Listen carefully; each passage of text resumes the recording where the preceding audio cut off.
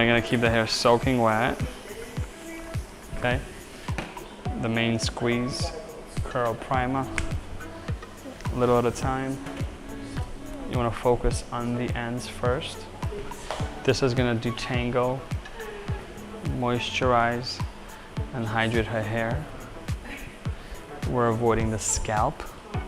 This way there's no buildup, and her hair could last her for a few days. Step number 2 is our to have and to hold hydrating gel. It's designed for wavy to curly hair. A little at a time, I'm gonna focus on the ends. The leave-in conditioner helped us detangle and moisturize, and the gel is gonna lock in that moisture.